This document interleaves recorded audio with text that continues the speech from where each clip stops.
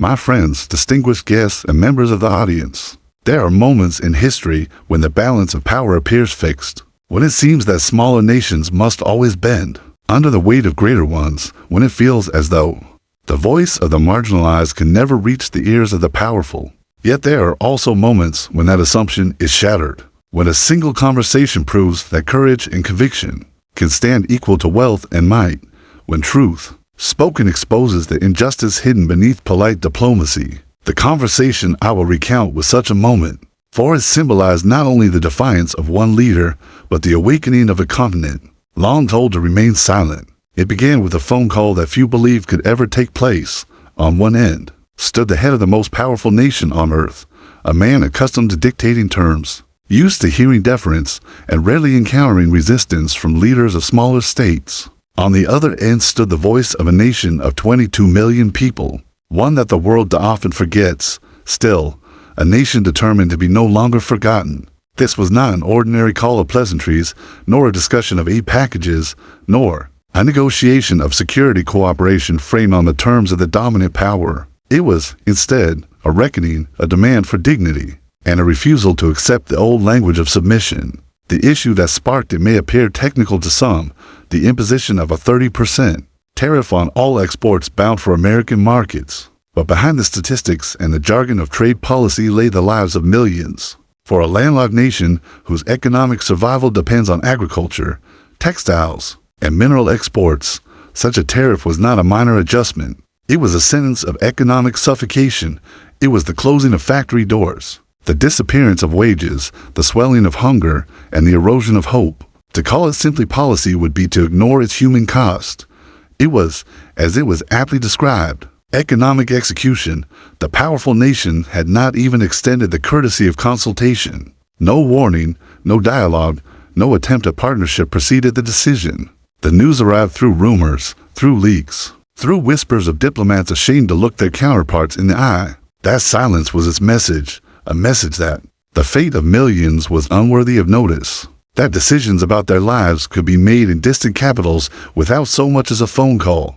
To accept such treatment would have been to accept subjugation, to affirm that Africa's place was forever beneath the heel of foreign powers. But the response did not follow that old script. When the phone line connected, the voice that answered did not tremble, did not beg, and did not flatter. It waited, listening as the American leader spoke of his nation's economic interests, of the need to protect domestic jobs, of the justification that tariffs were essential for America's future.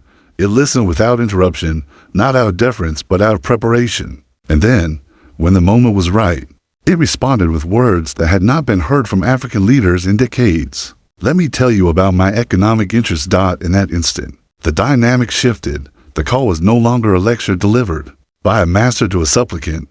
It was a conversation, one that placed the survival of an African nation on equal footing with the prosperity of a global superpower. The example of a young worker was invoked, a 23-year-old woman laboring in a textile factory in the capital. Her wages fed her mother, her brothers, and her infant daughter. A tariff was not simply a line of policy, it was the erasure of her livelihood, the silencing of her daughter's laughter, the extinguishing of the small light of hope that kept her family afloat. To lose her job was to face hunger, sickness, and despair. Multiply her story by thousands, and the result was not an abstract figure of unemployment, but a human tide push toward migration, toward perilous journeys across deserts and seas, toward the tragedies that have to often stain the waters of the Mediterranean. By framing policy in human terms, the voice on that call exposed what raw numbers conceal.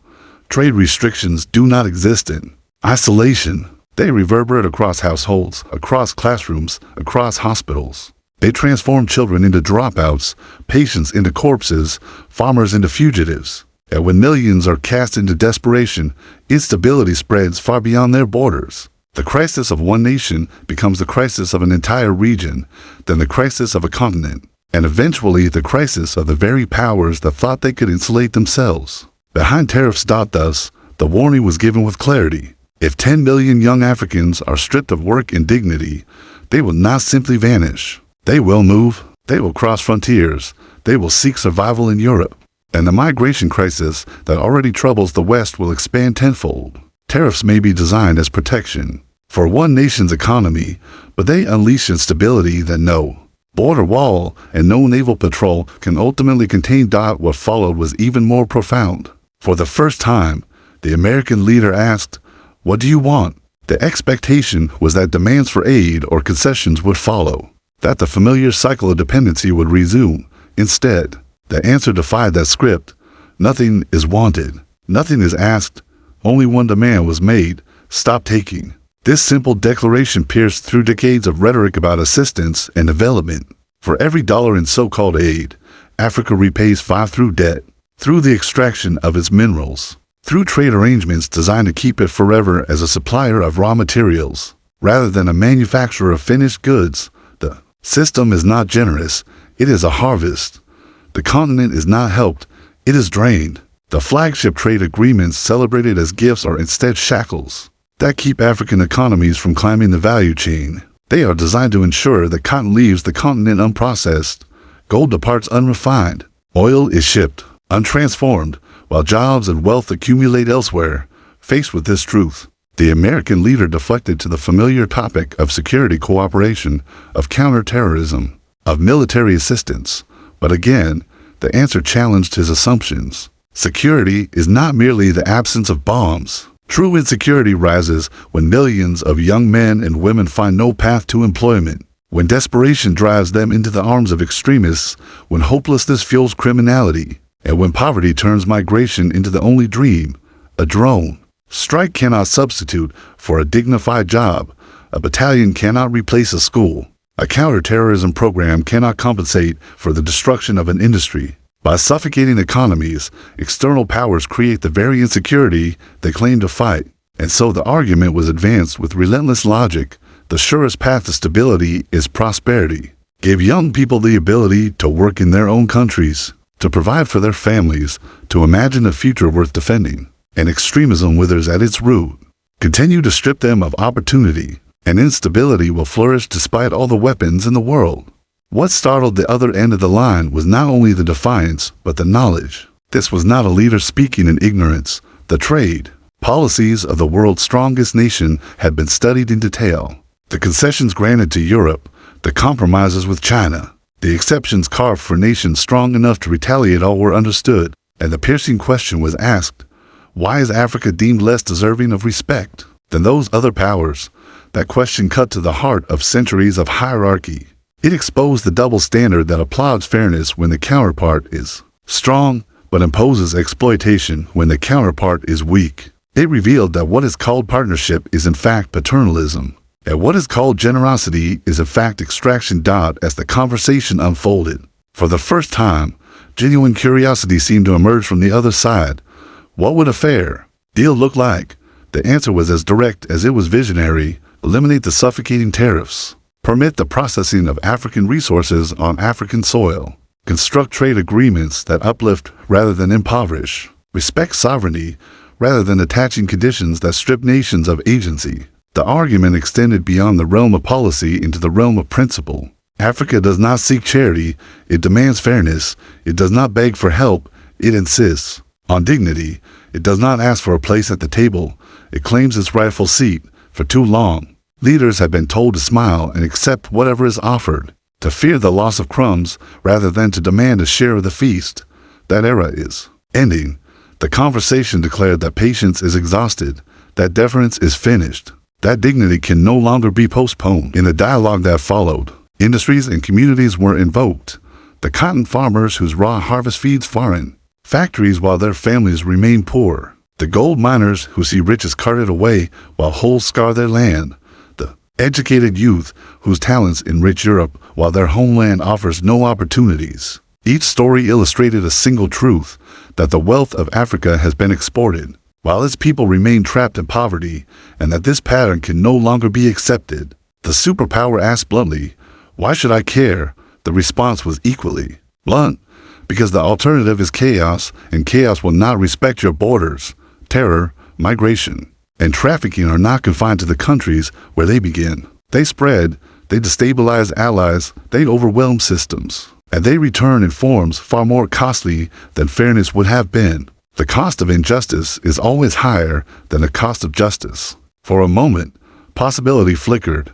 The conversation shifted from imposition to imagination, from threats to opportunities. The prospect of Africa as a partner, not a problem, was briefly entertained. Sectors were mentioned, from agriculture to technology, from manufacturing to infrastructure. For the first time, the dialogue resembled what should have been taking place for decades, equals exploring mutual growth. Yet reality soon intruded.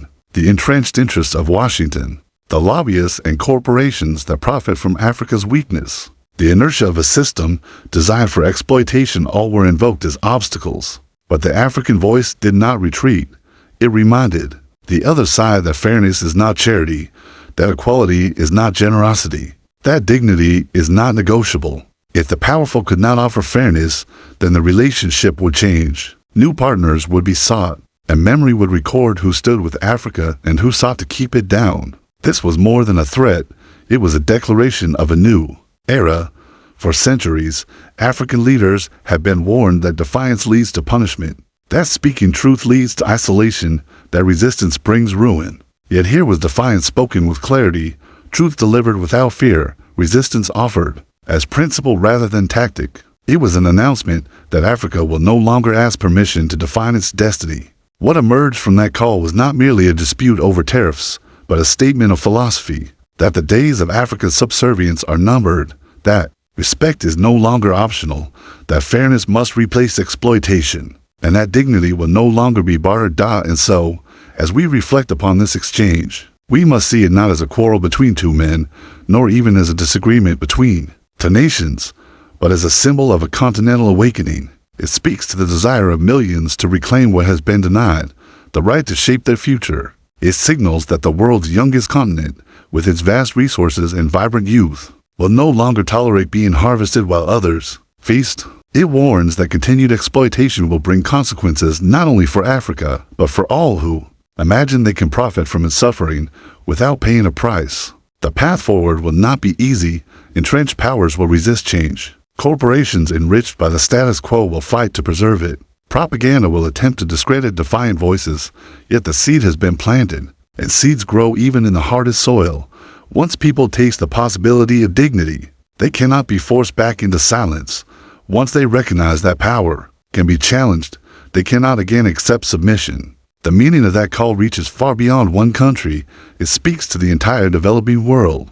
To all those who have been treated as junior partners in a system that calls itself global, but functions as imperial, it tells them that resistance is possible, that fairness can be demanded, that dignity is worth more than aid, and that respect must be won by insisting upon it. We are entering an age in which legitimacy matters as much as force, for power without legitimacy is fragile, and force without consent eventually fails. The empires of the past were built on force, but they crumbled when they lost legitimacy.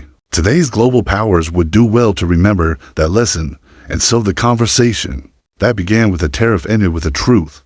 Africa does not fear the powerful. It respects them, but it demands respect in return.